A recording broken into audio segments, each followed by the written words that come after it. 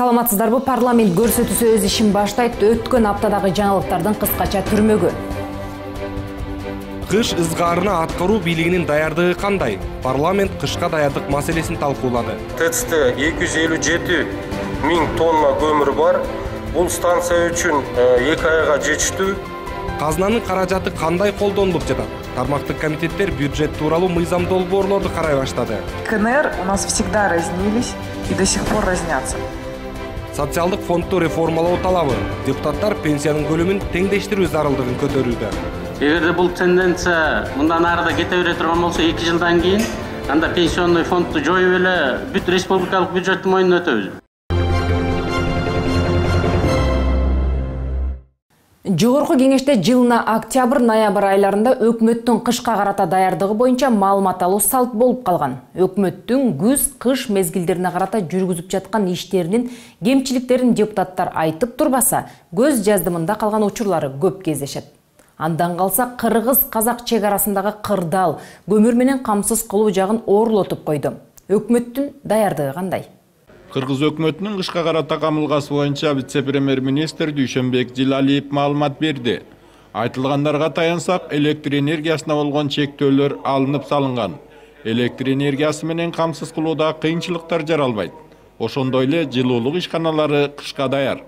Көмүр даярдоо иштери да ашыгы менен аткарылган. 2017 жылдын 1-ноябрында карата абал боюнча бюджеттик мекемелер тарабынан учурдагы 141,5 миң тонна пландын ордуна 146,6 тонна көмүр даярдалган, же 103,6%. Ал эми жылуулук электр борборунда көмүрдүн 2 айлык запасы бар. Ноябрга абал боюнча ТЭЦте 257 миң тонна көмүр бар. Бул станция үчүн 2 айга жетиштүү. Мурда күнү комитеттен өткөндө менден сурашты эле, Казакстандын көмүрү кандай болуп атат. Маалымат катары азыр 9:30-га. Кечөөнү түндө 6 вагон уже Казакстандын көмүрү келди. Бүгүн эртең менен 9 вагон көмүрү келди. Жуманын аягына чейин дагы 25 вагон күтүүдө. Ноябрчы 100 миң тонна көмүр келүүдө күтүүдө. Биринчи 106 вагон 10 күндөрдүн ичинде келет. Дүйшөнбек Дилалиевдин айтканына караганда камылга жаман эмес, бардыгы жайында. Ал эми депутаттар эмне дешет? Бюджеттик организациялар жана штрафный санкциялар менен пениялардан аябай кыйналып атышат да бири-бирине. Мына Ош тепло ушу пениясы эле 134 миллион экен. Мамлекет бири-бирин тоноп ушу пения менен таза өстүрбөй калмай болду да. Энергокомпаниялар ошо өз убагында биз каржылай албай калган карызга пеняны коюп атат да. Ошон үчүн мен ошондой бир сунуш да кылдым эле. Мамлекет тарабынан аларга финансылык санкциялар колдонмогондон кийин анда алар тараптагы мамлекетке ошол өз убагында каржыламай калганга колдонбосо экен деп.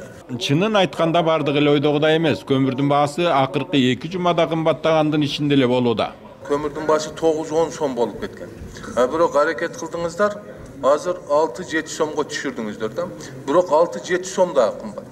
Былтыркы баасы 4-4,5 сом болгон да.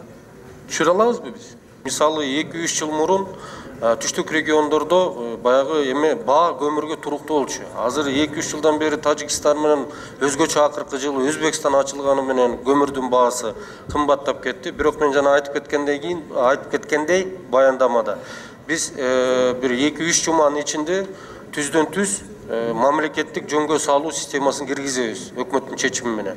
Бааларды кармайбыз. Көмүр жетишпейт дегенибиз менен Бишкек жылуулук борборуна көмүр өткөрө албай зарыгып турган машиналар да арбын. Келип ушул жерде 2-3 күндөн бери турат, көмүрүн түшүрө албайчы. Мен эмнеге десем, мына бүгүн сиз айтып калдыңыз, Казакстандан көмүр келип калды депчи. Ошо себептен анда биздин өзүбүздүн көмүр өндүрүүчүлөр дагы пут басып атыпсыңардан дачы. Бул көмүр таш көмүрдөн келаткан көмүрлөр экен. Мына азыр кыш мезгилине чейин алар таш болайлы деп атат. Эртең кар жагандан кийин өзүңүз жакшы билесиз да. Ал жактан кантип алып келишет көмүрдү? В данный момент у нас технические причины, тут день-два мы закончим. Там у нас весовые проблемы были, из-за этого только сейчас. Эгерде коңшулар географиялык абалынан пайдаланып кыйынчылык жаратса, биз эмнеге сууну товар катары сатпайбыз деген депутаттар да болушту. Вода является товаром. И, естественно, если мы воду отпускаем, мы за него деньги должны получать. Почему наше правительство за 26 лет в этом направлении не сделало никаких таких конкретных шагов? Да? Поэтому наши права ущемляются сейчас от Республики Казахстан. Они просто-напросто пользуются своим географическим расположением. Суу энергетика ресурстарын биргелешип пайдалануу боюнча келишимге коңшу өлкөлөр ар кайсы шылтоолорду айтып кол коюудан баш тартып келатышкан. Бишкек жылуулук борборун чоң суммадагы каражат жумшап реконструкциялап жатканда эми өзүбүздүн көмүрдү жагууга өтөбүз деп өкмөттүн айтканы бар.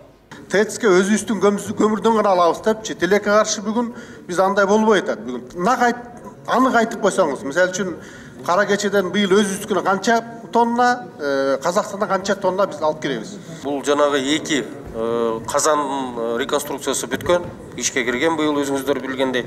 Быйыл биз 100 тоннага жок, 50 000 тоннага көбөйттүк. Быйыл 550 000 жергиликтүү көмүрлөр, 450 000 бул сырттан келген көмүрлөр. Эми биз бардыгын санап чыктык. Толугу менен бүгүнкү күндө кара кече көмүрүнө өткөрсөк, биздин баягы эски казандар бар, алар кара кече көмүрүн көтөрө албайт. Ал жерде дагы жаксак болот, бирок кымбатыраак болот, себеби подсветка керек ага. Газ, мазут дополнительно кетет. Ошондо дополнительно где-то 910 миллион, 1 миллиардка жакын акча дополнительно кетип калат. Биз акырында реконструкцияны бүткөндөн кийин толугу менен өзүбүздүн көмүргө келечекте Бүгүн бүтө элекпиз панда, биз открытый кылбадык панда. Жок, ал 2 казаны бүттү. 2 казаны бүттү, алар толугу менен жергиликтүү көмүрдө иштейт. Кышка карата даярдыктын жүрүшү боюнча айтылган маалыматта аймактарда көмүр менен камсыз кылуу график менен жүрүп жатканы, электр энергиясы менен камсыз кылууда проблемалар жаралбай турганы, Токтогул КЭСинде суунун жетиштүү көлөмү топтолгону, кыскасы бул боюнча сарсанаага негиз жок экени айтылды. Бирок депутаттар жерлерде жаралып жаткан проблемалар, жылуулугу жок мектептер, бала бакчалар, башка социалдык объектилер туурасында өкмөттүн кулагына кумдай куюп, тезинен чара көрүүнү тапшырды. Кышка карата даярдыктын жүрүшү боюнча маселени Жогорку Кеңештин төрагасы Дастанбек Жумабеков жыйынтыктады. Элдин көйгөй маселелери бул жол маселеси. Кышында биздин ашуулар бар. Ар бир региондордун катташы бул биздин ашуу аркылуу өтөт. Төбө ашуу болсун, ала бел болсун, өтмөк болсун, доолон болсун, бул биздин эң стратегиялуу жолдорубуз. Ошонун убагында элге шарт түзүп берип, тазалап, жол ачып берип туруңуздар. Элибиз, журтубуз ошол жерде калбасын үшүп. Машиналарыбыз ошол жерден кырсыкка учурабасын. Мына ошондой шарттарды түзүп бериңиздер. Кийинки маселе эмне болот дагы орчундо? Бул көмүр маселеси, отун маселеси. Мына ошолордун баасын стабилдүү кармап бериңиздер. Айрыкча айыл жергелеринде бул көмүр менен чыгат, кышы менен. Ошолорго жеткиликтүү, алардын бюджетине туура келген көмүрдүн баасын кармап бериңиздер. Анан кийинки свет маселеси, светти өчүрбөй, элге жеткиликтүү 24 саат берип туруңуздар. Калганын эл журт аман болсо, өз окоттарын өздөрү кылып, ошо айыл жергесинде жашап, шаарда жашап, мамлекетибизге салымдарын кошуп атат. Аларга да рахмат. Бул арада кыргыз-казак чек арасындагы кырдаалды жөнгө салуу боюнча өкмөттүн аткарып жаткан иштерин парламент жабык эшик артында талкуулады. Анда өкмөт өкүлдөрү жагдайды оң жолго салуу боюнча көрүп жаткан аракеттерин маалымдашты. Жыйында депутаттар тарабынан дагы бир канча пикирлер айтылып, жабыр тарткандарга колдоо көрсөтүү сунушу берилди. Түзүлгөн кырдаалдан улам бир гана кыргыз ишкерлери гана эмес, казак жана башка өлкөнүн бизнесмендери дагы жабыр тартып жатканы айтылды. Жогорку Кеңеш бул кырдаал боюнча аракеттерди көрүп, тыкыр көзөмөл жүргүзмөкчү. Бир нерсени айтып коеюн, мен Жогорку Кеңеш өзү негизи мыйзам чыгаруучу орган, анан өкмөт Жогорку Кеңештин астында отчет берет да. Ошондуктан буну сурап коюу, маалымат угуп коюу бул туура эле да. Анан кийин эми мындай маселелер чечилип атканда биз кичине этияттык менен мамиле кылышыбыз керек. Эмне үчүн дегенде эки мамлекеттин ортосундагы мамилелер ачуу бир сөздөр менен коштолуп кетип, анан кийин мамилелер бузулуп калбаш керек да. Ошондуктан угуп коюу бул туура эле. Угуп коюу бул туура эле. Эми биз деле аракет кылып атабыз, Жогорку Кеңеш тарабынан өкмөткө дагы артуу сунуштарды берип атабыз. Кыргызстан мүчөлүк кылган ИАЭПте министрлик рангтагы эки өкүлдү чакыртып алуу керектигин депутат Азамат Арапбаев көтөрдү. Мунун себебин чек арадагы абал корчугандан бери ал өкүлдөрдүн эч кандай аракети байкалбайт деп түшүндүрдү. Андан тышкары депутат күйүүчү май таңсыктыгы жаралбаш үчүн келерки жылга болжолдуу керектеле турган көлөмдү көбөйтүү зарылчылыгын эскертти. Анткени Россия жакынкы аралыкта күйүүчү майга бажы салыгын киргизүүнү көзөмөлдөп жатканын, эгер бул ишке ашып калса, наркы кымбаттап кетери маалымдалды. Мына Россия Федерациясынан бир топ чыгаруучу заводдор бүгүнкү күндө пошлинаны вменять этебиз деп атат. Эгерде мына нефть көтөрүлдү, плюс Россия Федерациясы пошлинаны вменять этсе, мына биз бул жерде мына банын кескин түрдө кымбаттаганын анан кийин көрөбүз. Мына жылдын аягына 2 ай калды, ошол 2 айга балансты жаңылагыла.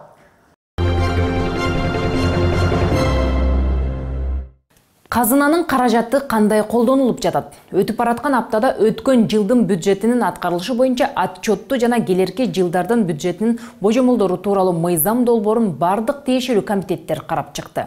Тармактык комитеттин мүчөлөрү бюджеттин аткарылышына 4 деген баа койсо, башкалары канааттандырарлык деп тапты.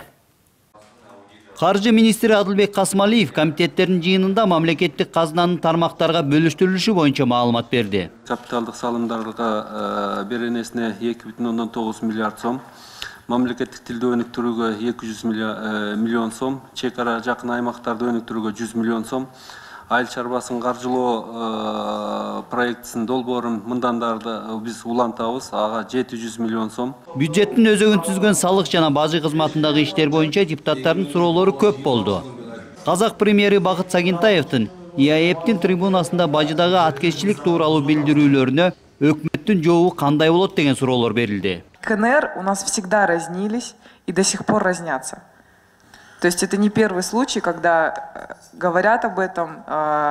Я думаю, вы об этом прекрасно знаете. Дело в том, что приведенные премьер-министром Казахстана цифры, честно говоря, не очень корректны относительно большого роста импорта в Кыргызскую республику. Даже если взять физические объемы, то у нас, начиная с 2014 года, отмечается падение объемов. То есть вы хотите сказать, что премьер-министр Казахстана дает некорректные цифры на заседании Евразийского экономического совета? Как вы это хотите обосновать? Да. Так получается? Дело в том, что статистика, которую оперирует премьер-министр Казахстана, она основана на данных Comtrade, это ООНовское подразделение по ведению статистики. Мы те же самые претензии, которые к нам Казахстан предъявляет, мы по каждому пункту ту же самую статистику дали и по Казахстану.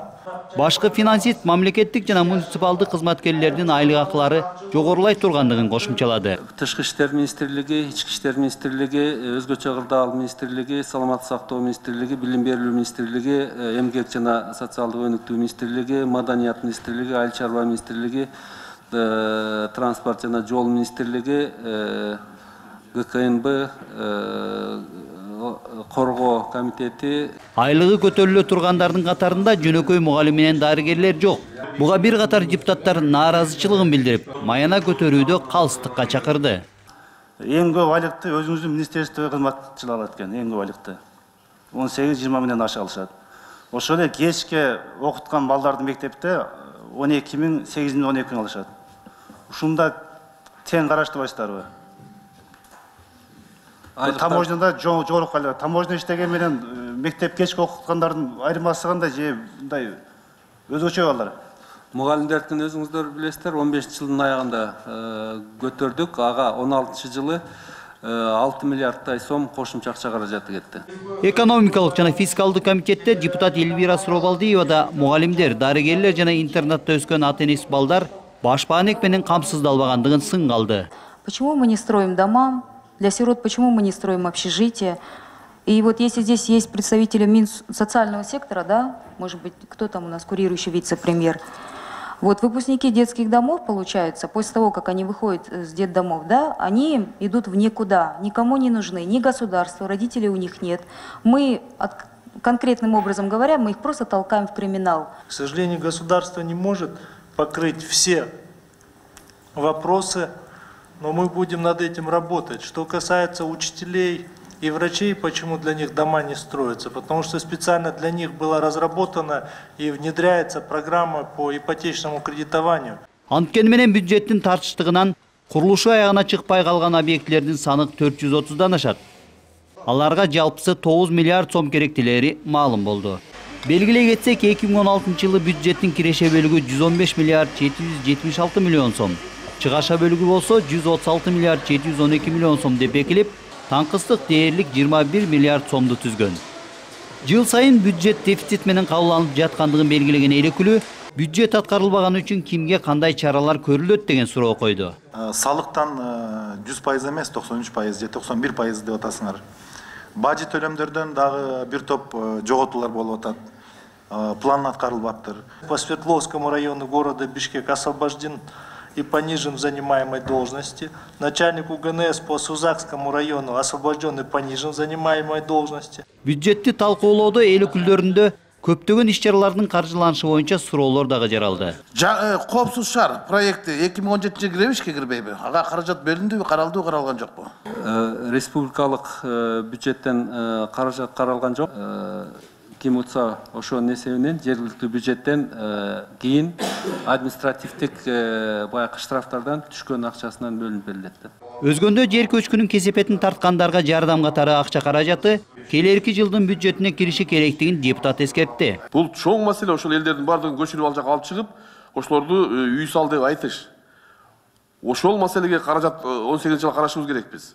Дагы акча издеп жүрбөй. Талкуу соңунда тармактык комитеттер былтыркы жылдын бюджетинин аткарылышы боюнча отчетту кабыл алды.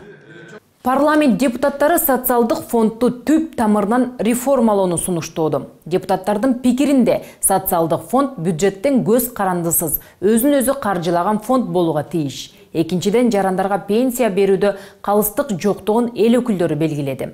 Эске сала кетсек, тармактык комитетте социалдык фонддун 2017 жылдагы бюджетине өзгөртүү киргизүү демилгеси сунушталган. Социалдык фонддон билдиргендей, алардын бюджети 44 миллиард 700 миллион сом менен түзүлдү. 2015 жылга салыштырмалуу 3 миллиард сомго көп же профицит менен аткарылган. Анткени менен соцфонд бюджеттен жыл сайын каражат алат. Быйыл мамлекеттик казынадан соцфондко 17 миллиард сом каралган. Бул көрүнүштү эл өкүлдөрү туура эмес тенденция деп баалап, соцфонд өзүнүн кемтигин өзү толуктаган фонд болууга тийиш деген пикир айтты. Пенсиондық фондко 24 миллиард 314 миллион сом чогулткан экен. Бюджеттен субвенциялар 17 миллиард 560 миллион сомго чыкты. Эгерде бул тенденция мындан ары да кете бере турган болсо, 2 жылдан кийин анда пенсионный фондду жоюп эле бүт республикалык бюджеттин мойнуна өтөбүз. Мындан улам соцфонд кардиналдуу реформаларга муктаж деди эл өкүлдөрү. Пенсионерлердин 42% же болбосо 260 миң ниже прожиточного минимума бүгүнкү күнү пенсия алып атат. Неординарный кадамдарга барыш керек деп мен эсептеймин. Себеби дегенде могул жерде Алмаз Акунжанов айтып атпайбы, биз могул жаңы доорго 40 кадамга ал жерде ишке ашат депчи. Бирок ал качан ишке ашат? Жашоо минимумунан төмөн пенсия алып жаткандардын көпчүлүгү 30-40 жыл эмгек сиңирип иштеген мугалимдер менен дарыгерлер болууда. Кейбір азаматтар көп сум алат экен, биз мына 40 жыл мугалим болуп 2800 бе 2900 сом алам деп мына Кызылынгүр деген айылда мага бир эжеке суроо берди да.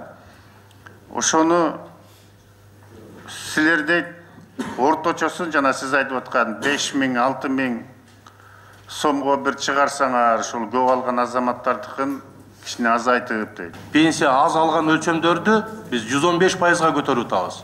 Көп алгандардыкын биз болсо 107%га көтөрүп атабыз да. Бул жерде ошондой принципти колдоп атабыз. Аз алгандардыкын орточо пенсиянын өлчөмүнө жеткирүү.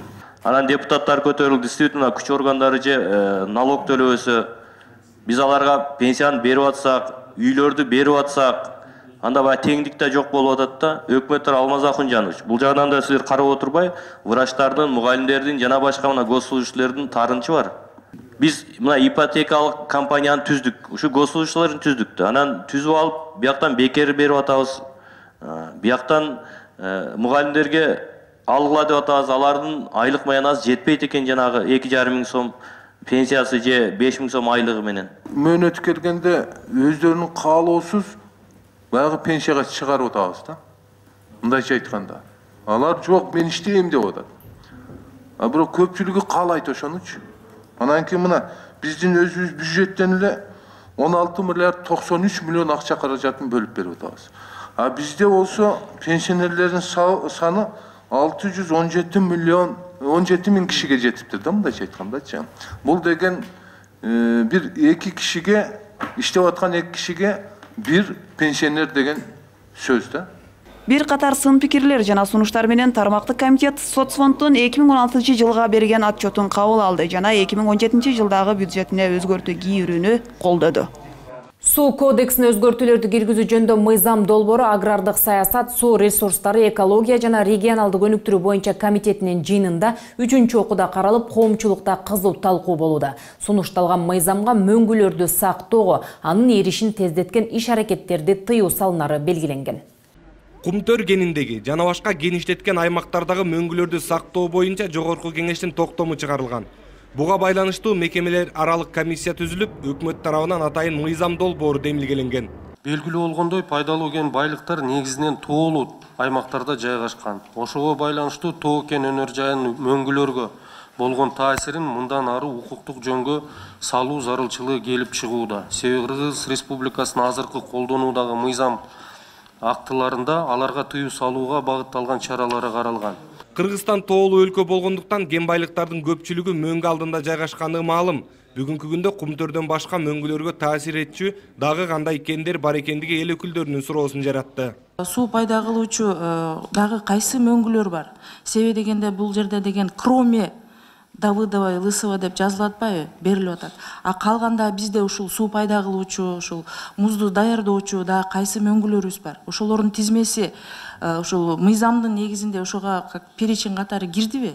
Бизде 17ге жакын кендерибиз бар. Мөңгүлөргө жакын же мөңгүлөрдүн алдында баягы жайгашкан кендер бар. Аларга толугу менен, эгерде бул мыйзамды биз кабыл ала турган болсок, аларга толугу менен тыюу салынат бүгүнкү күндө. Алар иштейт. Алардын перечини бар. Мам геологияда ал бүт бардыгы бар тизмеси. Негизинен бул мыйзам кумтөрдөгү Давыдов жана Лысый мөңгүлөрү зыянга учурагандан улам демилгеленген. Депутаттар ЦНТРнын экологияны коргоого болгон төлөмдөрүнө жана иш-аракеттерине кызыгышты. Кумтөр менен азыркы мына сиздердин өкмөт жаңы келишимге, то есть келишимге жетишти. Ошо келишимдин негизги моменттерине токтолуп кетсеңиз, эмнелерди чечтик? Анан бул закондун каралбай турган себеби да ошол болду. Ошол келишимден кийин анан алып келип атканыбызга ошол себеп болду. Ошо токтолсоңуз. Мына төлөмдөр, жыл сайын төлөмдөр 300 миңден 10 эсе көтөрдүк, 3 миллион долларга.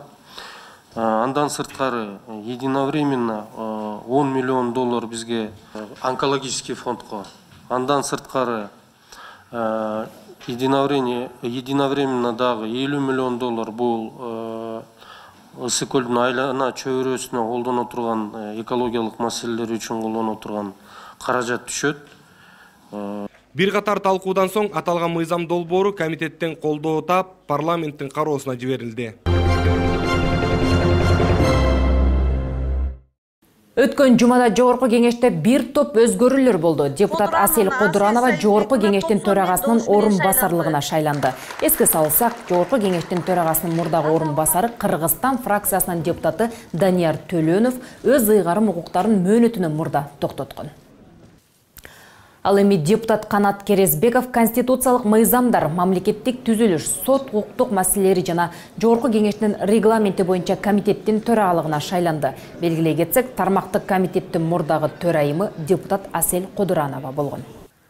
Маданият, маалымат жана туризм министри Түгөлбай Казаков кызматынан кеткенине байланыштуу анын ордуна тиги болот, бул болот экендиги маалыматтар тарай баштаган.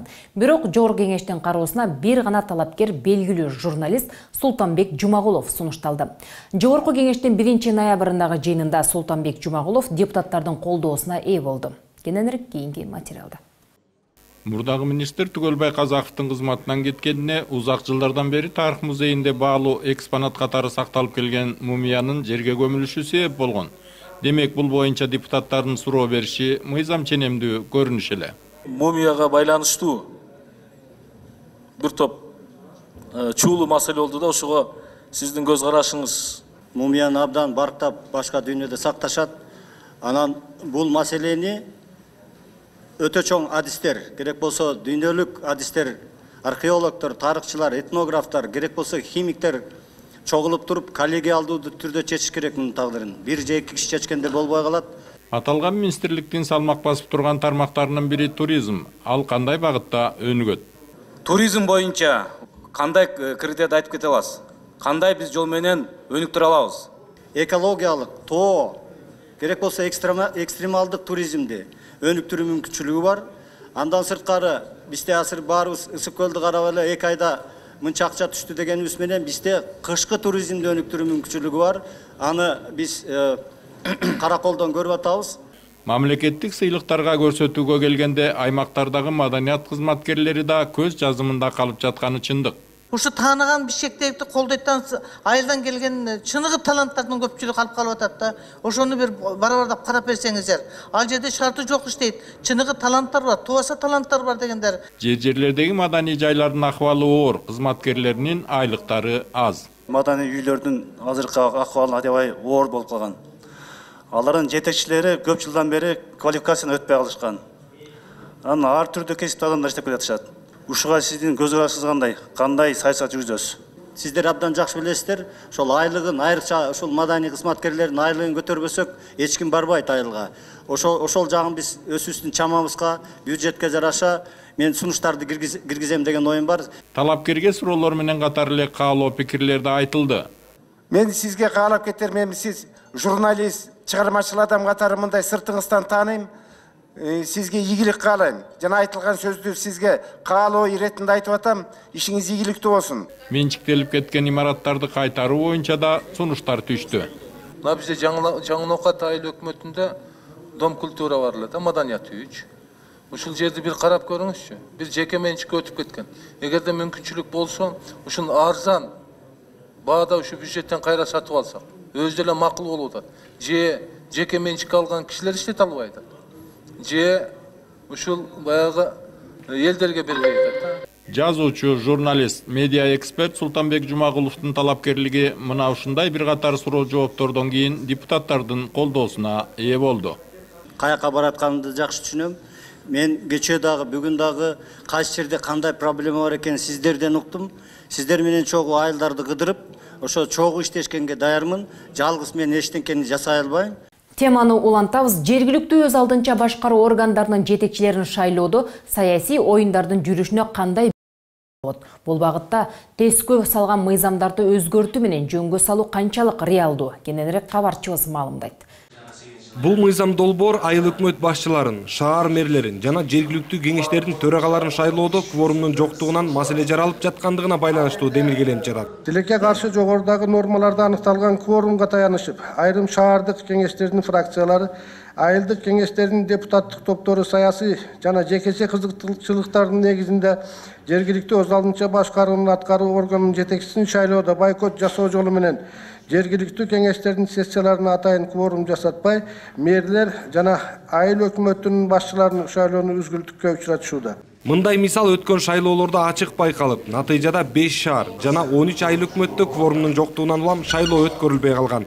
Мындай учурда кайрадан шайлоо жарыялоого мамлекеттен көп суммадагы акча каражаты сарпталат. Жогорудагы негиздер менен жергиликтүү кеңештерди таркатуу жана аларга мөөнөтүнөн мурда шайлоо өткөрүү мамлекеттик финансы каражаттарын ашыкча сарптоого гана эмес, адам жана убакыт ресурстарын ысырап пайдаланууга алып келүүчү жергиликтүү өз алдынча башкаруу органдарынын ишмердигинин ыраттуулугуна терс таасирин тийгизүүчү, аларды жергиликтүү коомдоштуктун көйгөйлүү маселелерин чечүүдөн алагды кылуучу факторлордон болуп калган. Дал ушундай мүчүлүштүктөрдү эске алуу менен шайлоо жолдорун жөнөкөйлөтүү шарттары сунушталып жатат. Ага ылайык жыйынга катышкан депутаттардын 3төн 2си эмес, жалпы депутаттардын көпчүлүк добушу менен чечүү жактары каралууда.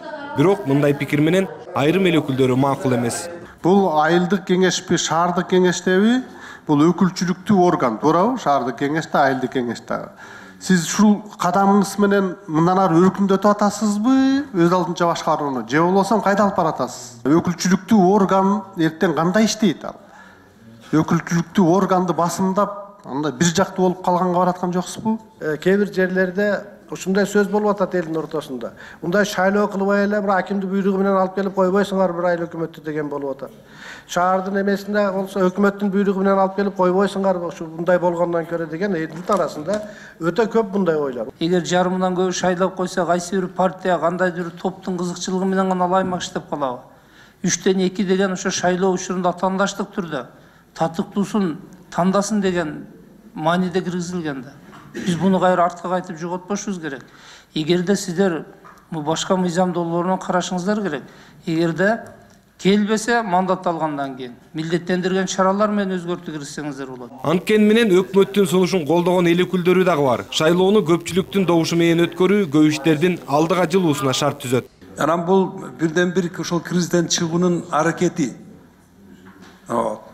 Анан депутаттардын ансыз деле көп укуктары бар. Алар бюджеттик көзөмөлдүү негизинде жанакы башкарууга таасир тийгизгенге жана башка жолдору бар. Бул жерде ошол жарымдан көбү келип шайлап коюшу бул ишти тездетет негизиненчи. Мен оюмча бул өкмөттүн ою туура. Бул сыяктуу талаш маселелерден улам жергиликтүү башчыларды шайлоо жолу эмес, дайындоо жолу аркылуу тандап алуу шарттары айтылып жүрөт. Талкуу соңунда эл өкүлдөрү тарабынан көптөгөн сунуштар айтылып, маселени кароо кийинки отурумга жылдырылды.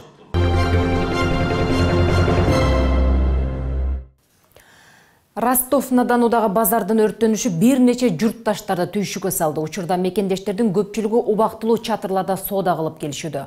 Мындан тышкары алардын документ маселеси дагы курч. Бул тууралуу Жогорку Кеңештин депутаттары Каныбек Иманалиев, Аида Касымалиева, Жанарбек Акаевтар бөтөн жерде иштеп жүргөн кыргызстандыктардан кабар алуу учурунда белгилүү болду. Белгилей кетсем, эл өкүлдөрүнүн иш сапары чет жердеги мекендештерди колдоо боюнча мамлекеттик саясаттын негизи жөнүндөгү мыйзамдын аткарылышын көзөмөлдөөнүн алкагында өттү.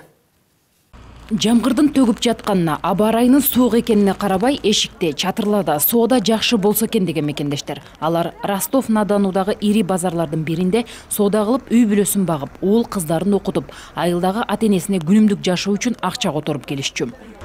Кандайдыр бир неме болот да. Жалобаларды некуда айтышты билбейбиз да биздер. Маалыматтарга караганда 80% кыргызстандыктар соода орундарын ижарага алып, кээ бирлери менчик өткөрүп сатып алышкан. Капысынан өрт чыгып, базардын дээрлик 90% күйүп кеткен. Эми минтип айттырбай келген кырсык алардын ой максаттарын заматта чаржайыт кылды. Биздин месталар күйүп кетти, товарыбыз күйүп кетти.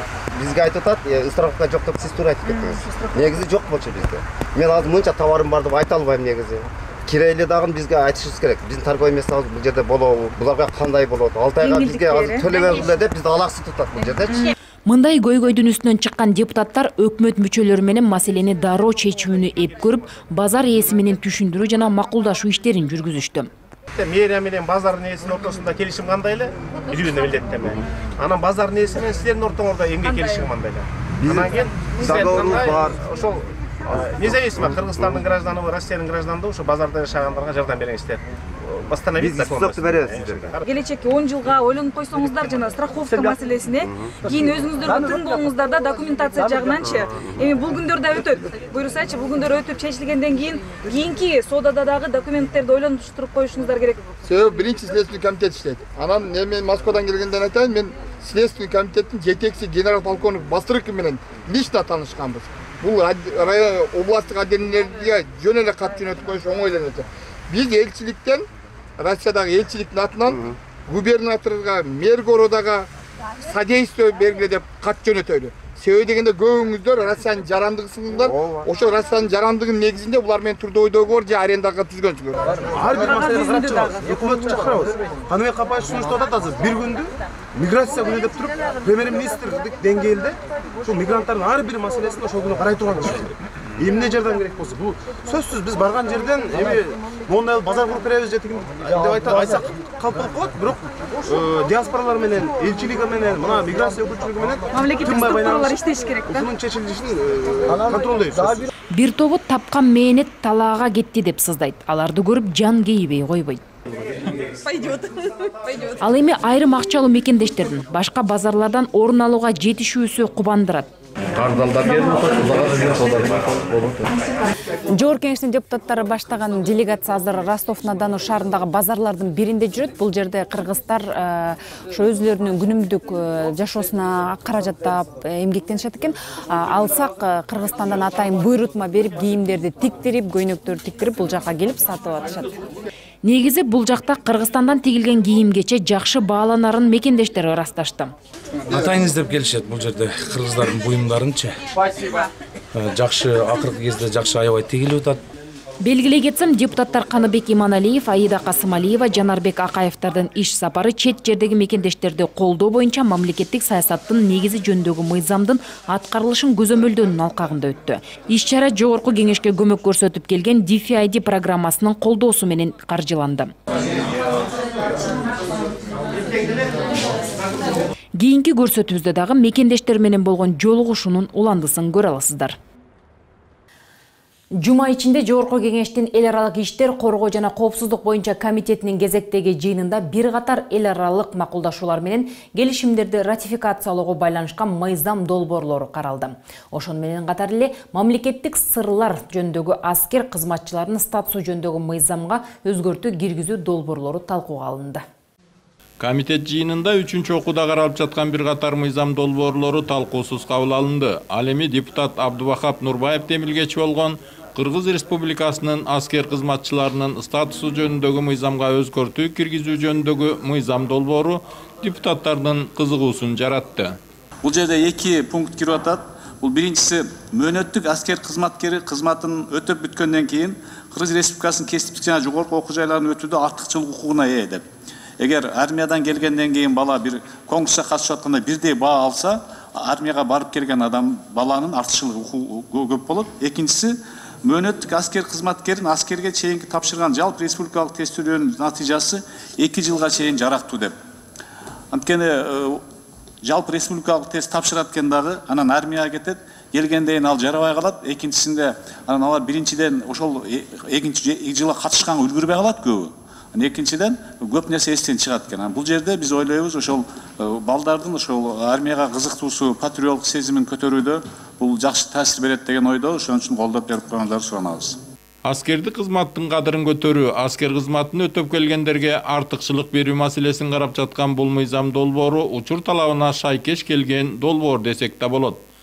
Анткени аскерге барып кызмат өтөөдөн баш тартып, эбин таап аскерге барбай калуунун амалын издеп, мекенди коргоо ыйык милдет экенин эстен чыгарган жаштарыбыз арбып баратканы чындык.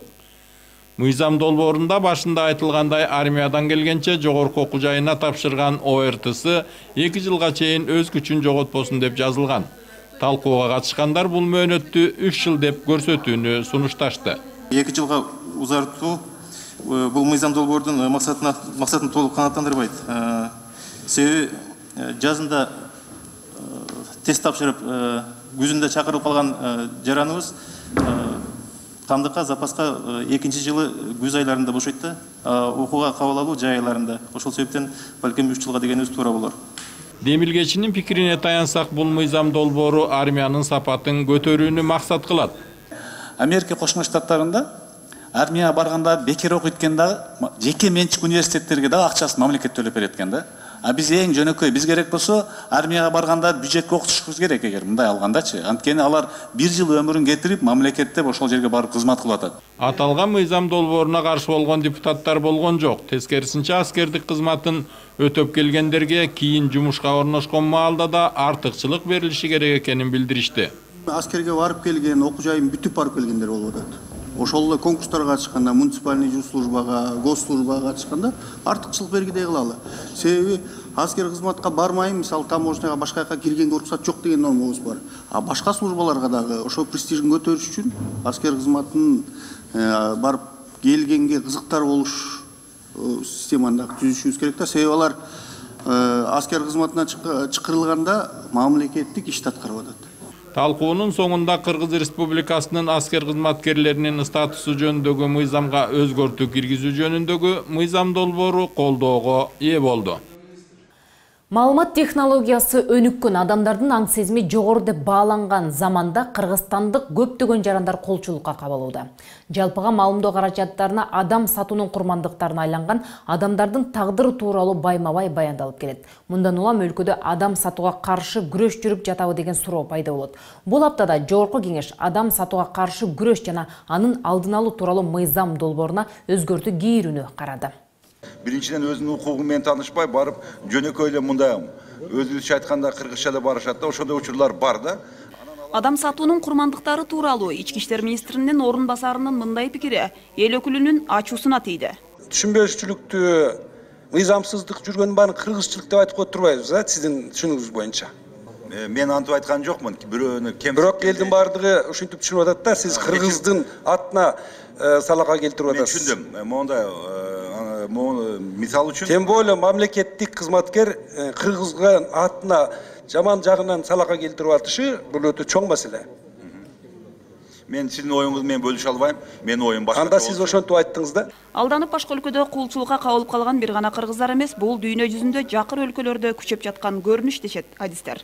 Кулчулукка кабылуунун негизги фактору жакырчылык болууда.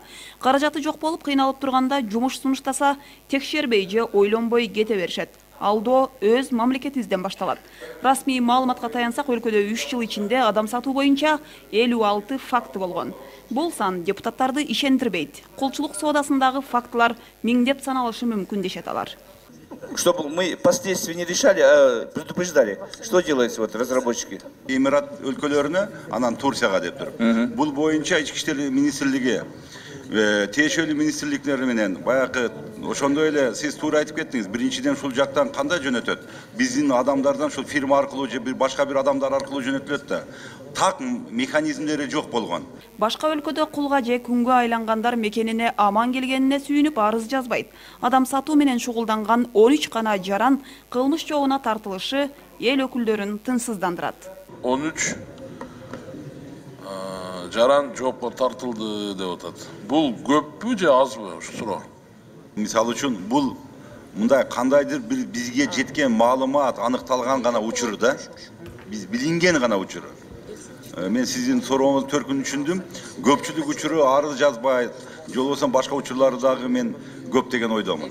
26 жыл ичинде бир гана Түштүк Корея менен эмгек миграциясы боюнча келишим жетишилген. Ошентсе да Кореяга күйөө издеп барган кыз келиндер жыргал турмушта эместигин депутат белгиледи. Профилактикалык түшүндүрүү иштерин күчөтмөйүн кул элөөчүлөрдүн ишине бөгөт коюу оор. Атайын китептерчилерди чыгарабыз биринчиден, экинчиден биз ушул атайын азыркы заманбап ошол мобилдик технологияларды киргизгенбиз. Азыркы убакта ошол жерде ошол мамлекеттерде биздин мигранттар барганда кандай укуктары бар жана кандайдыр бир укуктук көйгөйгө туш келбес үчүн кандай өздөрүн алып жүрүү боюнча бир топ жоболорду киргизгенбиз. Чет өлкөдө жумушка орноштуруу боюнча Кыргызстанда бир катар компаниялар иштейт, бирок алардын арасында шектүүлөрү да сөзсүз бар. Эми сунушталган мыйзам долбоорунун маңызы адам сатуунун курмандыктарына атайын макам берип, аларга ар тараптуу көмөк көрсөтүлмөкчү.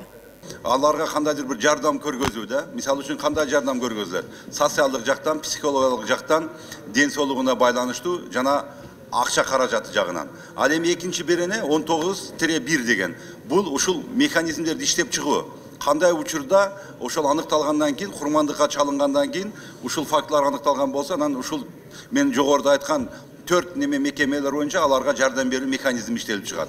Азыркы учурда Ички иштер министрлиги башка тиешелүү министрликтер менен 4 инструкция иштелип жатат. Бул мыйзам кабыл алынгандан кийин өкмөттүн тарабынан алар бекитилет жана өкмөт аныктайт кайсыл орган ушулар боюнча иштейт. Узакка созулган талкуудан кийин кулчулукка каршы күрөшүү жана анын алдын алууга багытталган мыйзам долбоору экинчи окууда жактырылды. 2015 жылы өкмөт тарабынан токтом кабыл алынып, чек ара тилкесинде жайгашкан аймактарга кирүү боюнча атайын документтер борборлоштурулган гана органдын уруксаты менен берилери бекитилген. Мындан улам чек ара тилкесинде жайгашкан жергиликтүү тургундарга бир топ ыңгайсыздык пайда болгон. Өзгөчө Ат башы жана Алай райондорунун малчыларына кыйынчылык туулгандыгын жергиликтүү тургундар айтып чыгышкан.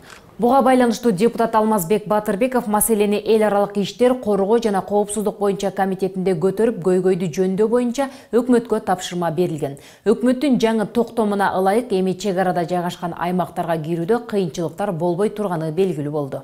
жергиликтүү элдерибиздин кайрылуусу келгендиктен эл аралык комитетине бул маселени алып чыгып, эл аралык комитетке акимдерди чакырып, ошо Алай районунун акими, Ат Башынын акими келип, бул маселени чечүү жолдорун издөө боюнча ошо комитеттин чечими менен өкмөткө бергенбиз.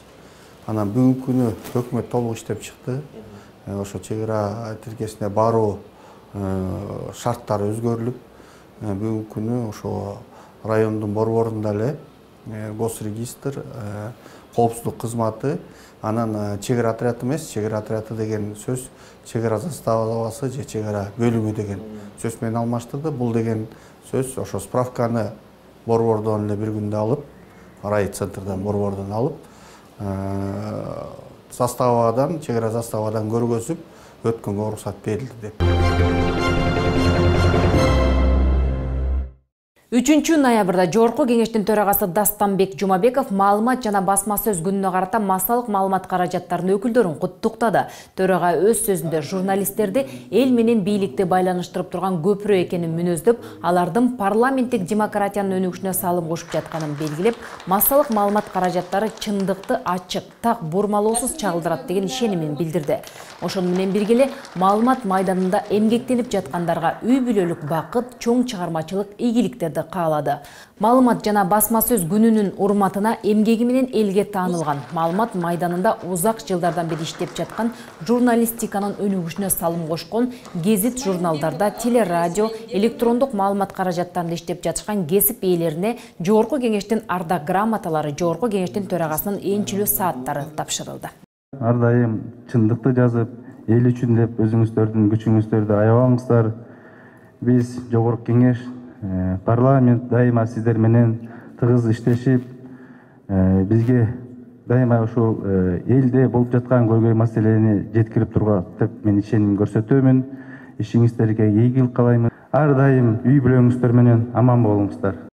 Спорт бул ден соолук гана эмес, атак, даңк жана жеңиштин ырахаты. Күндөлүк турмушта көпчүлүктүн спорт менен машыгууга ниети болгону менен убакыт таба албаганы чындык. Бирок жаш муундун спортко болгон көз карашы азыр бир кыйла өзгөргөн. Жогорку кеңештин жаш меймандары спорт боюнча эмне дейт?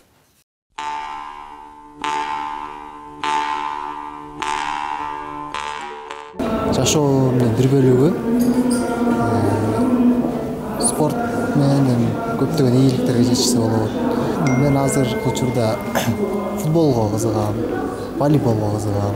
Кыргызстандын азыркы спортсмендер менен сыймыктанам артайм. Спорт волейболго кызыгам. Волейбол Кыргызстанда спорт жакшы өнүккөн эмес.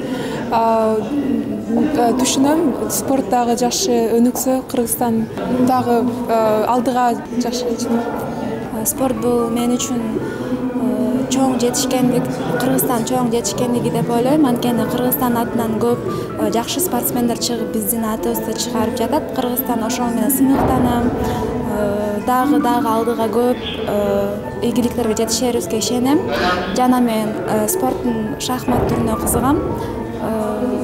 Дагы эртең менен чуркаган жакшы көрөм. Кыргызстандын баарын здоровый образ жизниге чакырам. Армияга только здоровыйдарды алчу да. Ким армияга барып келсе, означало, что парень здоровый. И кыздарын да берери да ошо армияга барып келгенби деп сурачу балдардан. Так что здоровый болуп армияга барып, надо активный образ жизни вести. Спорттун кайсы түрүнө кызыгасың? Самбо, дзюдо, панкратион. Баарына эле кызыгам, баары эле жакшы. Спорт адамга эң жакшы нерсе да, бул карыган кишилерге дагы ушундай жакшы болот да, разминка болот. Жакшы спорт деген эми азыр деген данный момент көп адамдар деген көп жерге чыгып, жакшы результаттар көрсөтүп, Кыргызстандын атын жакшы чыгарып келатат. Ошол боюнча эле дайыма ошо спортто өнүктүрүп, биз ушунун баары биздин колубузда да, жаштардын колунда. Спорт мен үчүн здоровый образ жизни. Любой эле адам спорт менен катышыш керек. Чуркап, эчтеке кылбат деген жак, хотя бы турникет тартынып, отжимание коюп.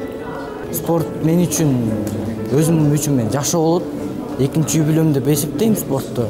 Спортсуз жашоого деле мүмкүнчүлүк бар, бирок таза жана тунук жашоо жок дейм. Сиздер Жогорку кеңештин басма сөз кызматы даярдаган көрсөтүүнү көрө алдыңыздар. Аны мен Жылдыз Жолдошбаева алып бардым. Ушул эле жаңылыктарды парламент радиосунан угуп, кеңеш KG сайтынан көрсөңүздөр болот. Жакшы алыңыздар.